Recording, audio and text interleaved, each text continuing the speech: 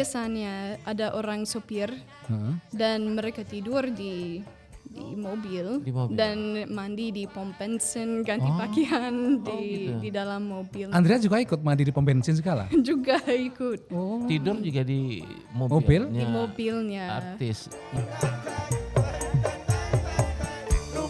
Jenis lagu apapun bisa dikuplokan ya? Bisa dikoplokan. Saya pernah dengar lagu Justin Bieber dikoplokan. Tapi menurut saya sudah selama mungkin 5-7 tahun. Menarik ini. Jadi bagaimana Baby. Tak duet Mas, banyak yang ngejob Mas di sini Mas. Andrian Mas. Terus duetnya sampai aku kan. Viral Mas, viral. Viral ya? TikTok viral. Hei, bojomu londo saiki ya cek.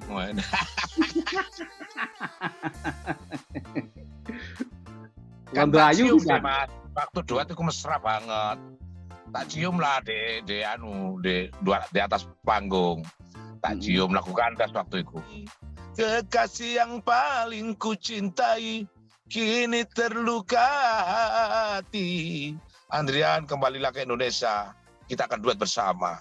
Nah ini dia nih. Tarik.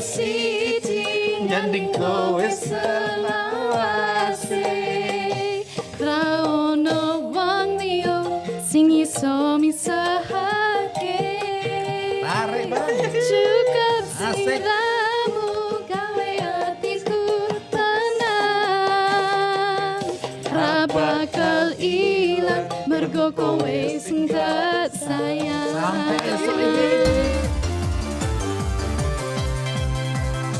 Anda mengikuti program Ketika Hidup Diperjuangkan bersama saya Alam Burhanan. Dan saya Supriyono, dan bagaimana kabar Anda semua? Semoga tetap sehat walafiat dan juga tetap menjaga kewarasan alam Di situasi yang karut politik marut. yang kisruh, yang brutal ya. Nah, Oke. dan kami kita- berdua sekarang berada di sebuah tempat alam yang ini mungkin salah satu ikon di Washington DC, Library of Ya, Congress. dan kita juga ada tamu istimewa ini. Salah satu peneliti, pernah tinggal di Indonesia juga, meneliti budaya Indonesia, meneliti Tentang musik dangdut, terutama koplo. koplo ya. Kita kenalkan, nama siapa Mbak? Nama saya Andrea Decker. Andrea Decker Mbak ya. Jadi waktu di Indonesia tinggalnya di mana? Tinggal di Surabaya, pernah di Jogja, Di Jogja pernah, pernah, dan juga di Malang. Di Malang. Makanya bahasa Indonesia masih lancar ya. Masih belajar. Masih belajar. Jenengnya sopo? Masih inget? Masih ingat isi. Bahasa Jawa juga bisa. Sedik, Bahasa arek Surabayaan iso rek. sedik, ugo. Sudah Ugo. Nah, mungkin kita perlu bertanya dulu Lam. Mengapa dia sekarang kok berada di Library of Library of Congress? Congress Dan ini ini, tempat ya. apa ini khususnya ini yang sekarang Andrea di sini ini? Iya, setelah lulus S3, saya tertarik dengan perpustakaan. Jadi saya menjadi pustakawan. Pustakawati. Pustakawati. Pustakawati yang tertarik dengan koleksi etnografi yang sudah dibuat oleh peneliti lain. Jadi di sini saya bekerja untuk mencari informasi tentang hak cipta koleksi-koleksi yang ada di sini. Koleksi apa saja yang selama ini sudah ditemui di sini ini? Ada banyak yang menarik mungkin untuk orang Indonesia. Ada koleksi-koleksi dari Indonesia di sini. Misalnya ada yang dari tahun 1940-an dari ekspedisi orangnya bernama Van Stark, kalau tidak salah mereka orang Amerika, tapi mereka mengunjungi Asia Tenggara dan merekam musik, video di sana, mencari buku-buku dan lain-lain. Dan koleksi itu ada video banyak berjam-jam dari Madura, ada dari Surabaya, Madura juga ada. dari Bali juga. Selain bisa bercakap dalam bahasa Indonesia, bisa bercakap sikit dalam bahasa Jawa tak?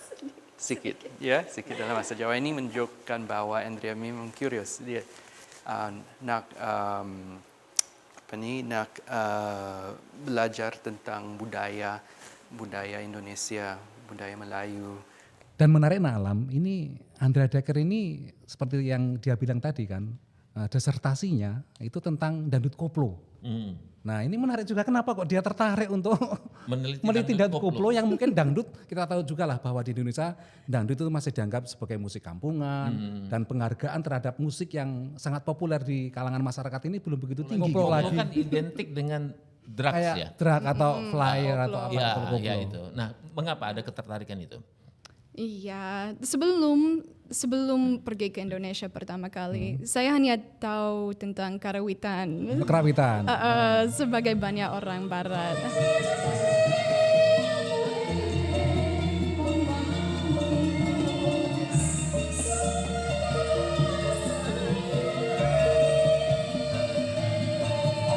Tapi saya datang di Indonesia, di Malang waktu itu, dan pergi ke pesta. Dan di pesta itu ada dangdut koplo, ada organ tunggal sebetulnya. Dan saya terkejut, kok apa musik ini? Baru tahu tentang musik ini. Karena ada perempuan dengan rok mini gitu. Dan tapi musik itu bikin suasana menjadi riang. Meriah. Apakah waktu itu juga Andrea sempat tergoda untuk joget misalnya? hanya mengikuti karena baru tahu, tapi joget melihat orang dengan segini. dengan Jempol saja bisa. Jempol, Jadi ini juga bisa. Semua badan bisa digerakkan ketika dangdut dinyanyikan gitu kan. Betul Tapi memang sekali. waktu pertama datang dari Amerika ke Malang, Jawa Timur itu inginnya waktu itu belajar karawitan. Ingin belajar bahasa Indonesia Oh. dan mungkin karawitan juga, tapi fokus pada bahasa. Dan kemudian shift lah setelah menonton dangdut koplo itu. Langsung shift. Karena di Amerika saya belajar musik klasik Barat, kayak Mozart. Nel cuore più non mi sento. Tapi soalnya saya pergi ke konser musik Barat klasik dan seringkali tidak ada banyak orang yang ingin mendengarkan, ingin nonton konser itu. Jadi begitu di acara perkawanan itu kemudian langsung Andrea berpikir bahwa ini akan menjadi satu topik penelitian saya yang menarik gitu, langsung gitu atau Mungkin bagaimana? tidak langsung tapi lama-lama ia tertarik karena tidak bisa pergi ke acara apapun di Jawa Timur tanpa ada dangdut koplo.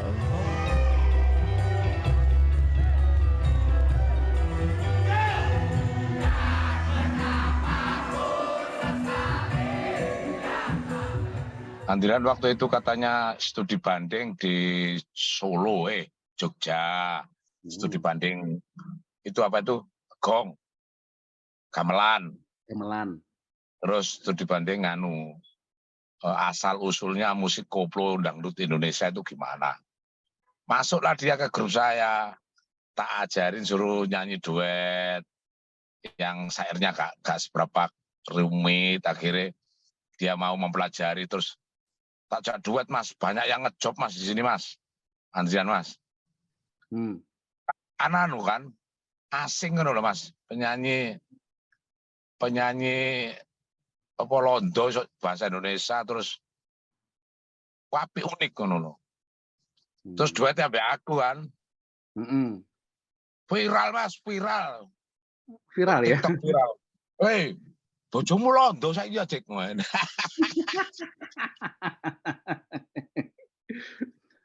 Londo ayu Cium deh, bukan? mas. Waktu duet itu mesra banget. Tak cium lah di atas panggung. Tak cium lakukan tes waktu itu. Ternyata Andrian itu banyak yang ngejob mas. Mas Odik, kalau main yang cewek yang boleh diajak yo, jobnya banyak kira.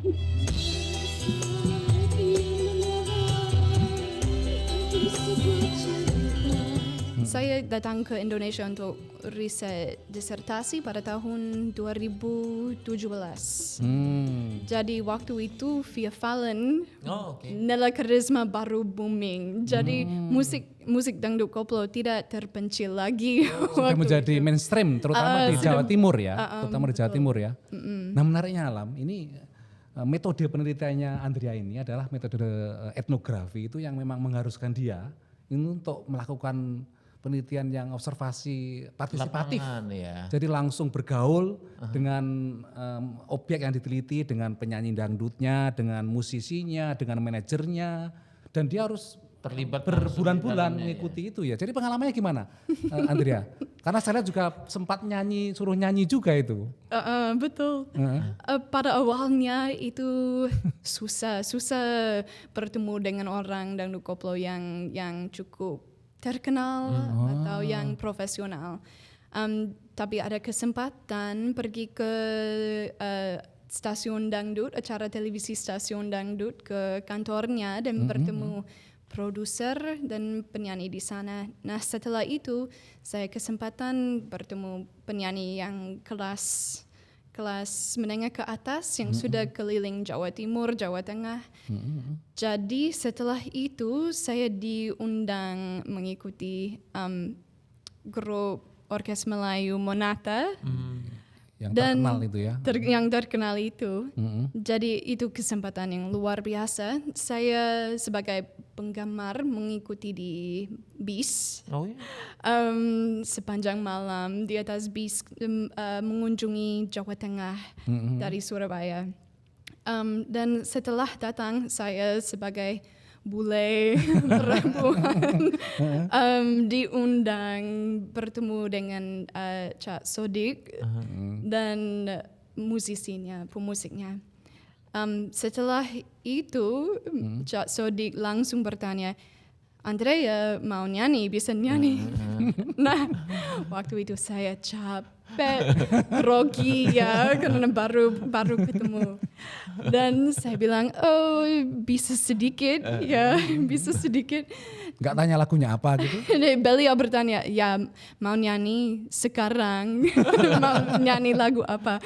Dan saya seperti, mungkin kandas ya, karena saya berpikir kandas itu bagian perempuan cuman sedikit saja. Lagu duet ya. Lagu duet. Dan tidak harus nyanyi banyak, cuman sedikit.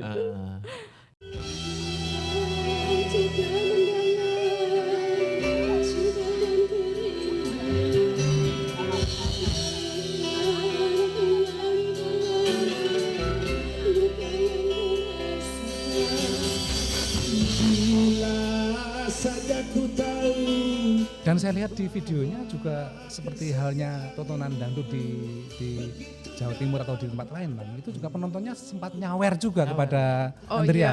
Ya betul, itu sangat biasa. Itu tergantung acara. Ini disetujui pemimpin orkes sama pengada acaranya sebelumnya, tapi seringkali mungkin 70% acara ada. Ya, dan sering kali jadi juga. Nah, buat saya ya agak sedikit aneh. Ya, betul. Pertama itu kan ada sawer itu gimana rasanya? Shock gitu ya? Sedikit shock. Tapi saya lihat ke penyanyi lain karena pada awal acara ada all artis namanya dan semua artis naik panggung bersama. Jadi saya lihat ke artis lain, oke, ngapain dengan uang ini? Dan ada teknik sebetulnya. Mereka memberikan uangnya dengan tangan kanan pasti dan seperti ditaruh saja dan setelahnya mereka ada kotak di atas panggungnya dan mereka masukkan ke dan nanti dalam akhirnya kotak. dibagi gitu. uang sayuran dibagi ya? Dibagi. Ke penyanyi atau juga ke pemusik juga? Itu tergantung persetujuannya, tapi biasanya pemusik juga. Oh, ke semua kru. Dan biasanya MC dan pemimpin grup musiknya yang mengatur. Ya. Oh, oke. Nah, mengikuti artis dangdut ya, mengikuti artis dangdut misalnya tour dari tour ke tour itu kan mereka sangat sibuk ya. Dari kota ke kota dan sebagainya. Itu Andrea juga ikut tidur di jalan gitu, di mobil-mobil gitu atau gimana? Ikut. Jadi kalau penyanyi dangdut koplo yang top, yang terkenal di Jawa Timur, misalnya Ratna Antika, bisa punya sampai 5 acara satu hari. Jadi dan satu bisa di Surabaya, satu di Pati, satu di Kediri. Dalam satu hari itu? Dalam satu hari. Naik mobil darat Naik ya? mobil. Ya. Itu bagaimana rasa capeknya Lam ya seperti itu ya? Mereka biasanya ada orang sopir dan mereka tidur di mobil, dan mandi di pom bensin, ganti pakaian di dalam mobil. Andrea juga ikut mandi di pom bensin segala? Juga ikut. Tidur juga di Mobil? Di mobilnya. Artis, mobil siapa? Siapa tadi? Ratna Antika belum, tapi Nasha Akila paling sering bersama Nasha Akila di dalam mobilnya. Juga ikut tidur di dalam mobilnya pemimpin Om Monata juga. Makan kadang-kadang juga di dalam mobil? Di dalam mobil atau di Makan? pinggir jalan saja. Bisa tidur situ. Waktu itu susah. Karena rame atau gimana? Rame dan juga kalau tidak terbiasa. Tidak nyaman kan? Tidak Ya, nyaman. Betul, belum lagi panas ini udara ya. Dan kalau penyanyinya yang baru mulai nyanyi dan tidak seterkenal itu, mungkin ada 5 di dalam mobil, jadi kalau mau tidur cuman di Pack tempat banget saja. kan, iya. Belum lagi habis aktivitas show dan gitu mungkin ada bau ketek. bau keringat gitu mungkin ya. Nah, jadi ini susah juga ini ya. Atau rokok di Rokok juga di dalam mobil. Jadi dalam suasananya emang mobil. suasana seperti itu ya. Mungkin memang khas dari rombongan musik dangdut yang musik, sedang akan pentas di berbagai kota itu Lam ya. Menariknya juga kan ini dia ikut rombongan-rombongan itu, tapi juga harus melakukan penelitian. Ya. Harus melakukan mungkin wawancara dengan mereka kan. Jadi di mana waktu mencari waktu untuk wawancara dan sebagainya itu? Iya, itu pertanyaan bagus karena saya juga sering kali nyanyi, jadi kadang-kadang saya harus terlihat seperti bintang tamu, artis, dan tapi membawa kamera, membawa rekaman, dan notebook juga, ada catatan, jadi sedikit aneh. Kadang-kadang saya harus memilih, di acara ini apa saya penyanyi atau peneliti, tapi yang sangat bermanfaat, saya berjam-jam di dalam mobil dengan penyanyi, jadi ada sempat berbicara secara sedikit informal. Dari hati ke hati lah ya. Dari hati ke hati. Ya kayak artis kayak biduan itu, Mas, kayak biduan orang Jawa itu. Jadi menyatu dianya, nyatu jadi ya kayak Iki Monata, terus Andrian itu sebagai penyanyi ya ikut rombongan penyanyi. Jadi artis bule ya, keren kan, keren. Nah, Aku juga sempat video callan sama suaminya yang di sana. Hei, istrimu sama aku gitu. Wah, wes. Gak ngerti bahasa Inggris aku. Yes and no ya Mas. Woi, yes, no, yes. Gitu. Baik kok Mas, suaminya itu baik, orangnya baik. Waktu nyampe sana itu ya dikasih kabar. Tiap aku ulang tahun itu, ya aku dikasih ucapan, dikirim nang videonya. Fokusnya dia kan gender ya, terutama tentang peran perempuan dalam biduanita, terutama dalam musik dangdut koplo ya. Selama ini kan mungkin persepsi publik awam ya, mungkin melihatnya kan wah jangan-jangan mereka itu menjadi dieksploitasi lah, atau mungkin ya diperas lah istilahnya oleh pemilik orkestra atau menjadi sering dilecehkan oleh penonton atau mungkin pemain musik. Kalau menurut penemuan dari Andrea sepertinya tidak seperti itu kan? Tidak seperti itu, kecuali stigma dari masyarakat tentang penyanyi. Ya itu seperti eksploitasi bisa jadi, tentu saja pelecehan bisa jadi juga. Tapi untuk kebanyakan penyanyi, mereka berfokus tentang kehidupan, tingkat ekonomi, tentang keluarganya, dan tentang karirnya. Mereka tidak berpikir karir itu hanya sebagai eksploitasi atau sepertinya. Mereka ingin cari rezekinya saja biasanya. Lebih fokus ke sana ya. Jadi Jadi temuan bahwa ada eksploitasi secara fisik atau eksploitasi secara finansial itu tidak ditemukan ya dari penelitian Andrea ini? Ditemukan eksploitasi secara fisik jadi ada bisa ya. jadi ada. Dan saya bertanya kepada salah satu penyanyi, ketika ini terjadi di atas panggung, lakukan apa biasanya? Dan dia seperti membagi strategis tentang menghadapinya. Misalnya mungkin ada laki-laki yang ingin Menyentuh atau meraba misalkan gitu ya. dan penyanyi ini bilang, apa? Kayak ini. Kalau saya boleh, ini ditangkap terus segini aja. Strateginya begitu ya. Supaya terlihat sebagai hormat. Tapi menghindari Agresivitas atau lakukannya yang agresif gitu loh. Gitu. Mungkin justru malah mungkin bisa jadi juga. bisa jadi seperti itu ya. Jadi menariknya kan dalam hasil penelitian nggak salah juga peran wanita atau bidu wanita dalam musik dan koplo itu ternyata dominan ya, besar ya. Besar. Kalau pemimpin orkes mungkin 50% hampir perempuan atau pasangan suami istri yang memimpin orkes. Juga kalau produser televisi atau pembawa acara seringkali perempuan. Kalau di stasiun dangdut Surabaya pada waktu saya di sana, ini acara televisi. Produsernya ada banyak perempuan di sana, mungkin 50% juga. Jadi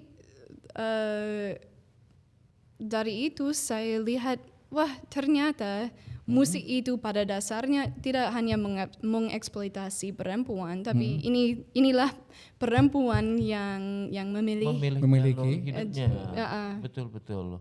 Jadi tapi memang bagaimana misalkan ini persepsi publik atau memang mungkin dengan kenyataannya bahwa mengapa sih misalkan musik dangdut videonya itu harus tampil dengan pakaian yang minim, seronok, seksi.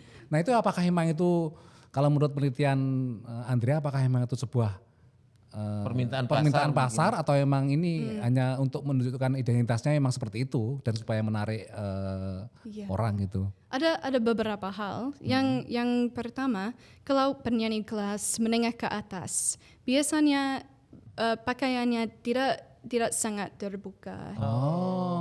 Jadi biasanya ada tertutup lah segini, sedikit tertutup. Sopan lah. Kalau mau naik ke kelas itu penyanyi sudah tahu harus sedikit tutup.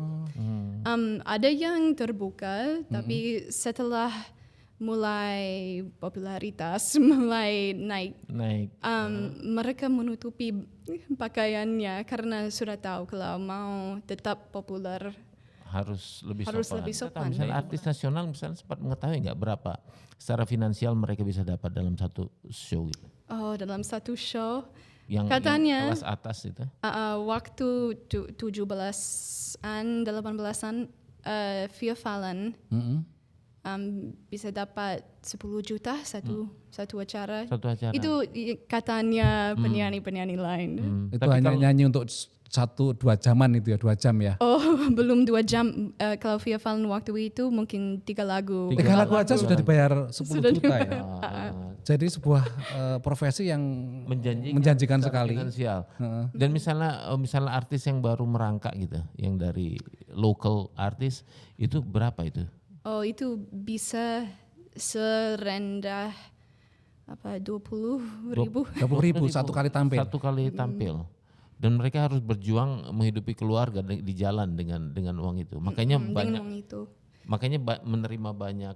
Sawaran-sawaran itu mungkin ya, ya, dari situ Ya mungkin bisa, ya. mungkin. Dan juga mungkin manajernya mendapat sawarannya juga atau pemusik. Dan juga kalau penyanyi kelas itu harus mendapatkan rok yang mewah, rambut yang bagus, dandan, itu mahal. Oh mahal juga. Kembali ke ini, Cak. Misalnya Andrea sendiri, ke pengalaman Andrea waktu mengikuti tour itu. Dari keluarga-keluarga artis itu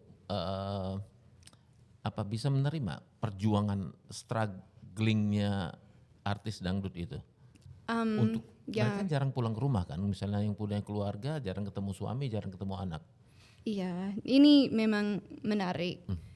Tapi di antara penyanyi yang sudah saya temu, biasanya menerima dan membantu. Justru membantu ya. Justru membantu. Misalnya seperti apa dukungannya? Misalnya, kalau seringkali ada penyanyi sudah menikah, sudah punya anak. Mungkin suaminya jadi supir atau manajernya. Begitu ya. Supporting system, Supporting system, ibunya jadi Jaga membantu tiket, dengan dandan, dandan. make up, rambut, dan sepertinya. Dan Karena emang seringkali dia menjadi tulang punggung keluarga, menjadi breadwinner istilahnya, menjadi pencari nafkah keluarga ya. nafkah keluarga dan juga bisa jadi kalau dapat cukup sukses untuk tetangga juga, juga ikut. Ikut menikmati ya tetangga ya. Menikmati dan membantu dan jadi seperti apa? Mungkin jadi sopir, mungkin jadi sepertinya. Jadi kayak ada bisnis job-job. keluarga gitu. Apalagi Kayak yang bisnis keluarga. apalagi Oke. Benar. Kita mesti akhir ini perbincangan kita dengan Andrea Decker bersama saya Alam Burhanan dan saya Supriyono dan saya berjumpa lagi di di lain edisi selanjutnya. Saatnya untuk koplo. yang masih hafal apa? Ya apa? Mungkin aku tenang. Aku tenang? Happy asmara. Wow. Maset kegowo nganti saiki. Ra bisa ilang nganti kegowo ngimpi. Wes suwe aku ngenteni kowe nganti saiki iso dadi siji. Mong kowe sing purung nampa apa kahananku, matur suwun tresno memeng kanggo aku.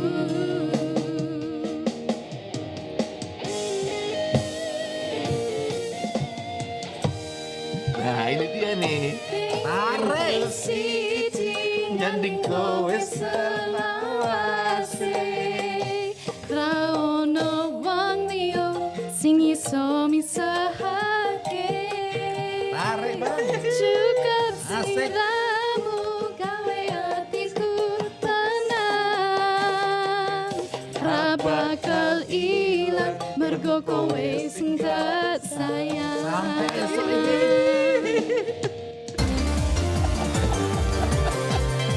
Mantap.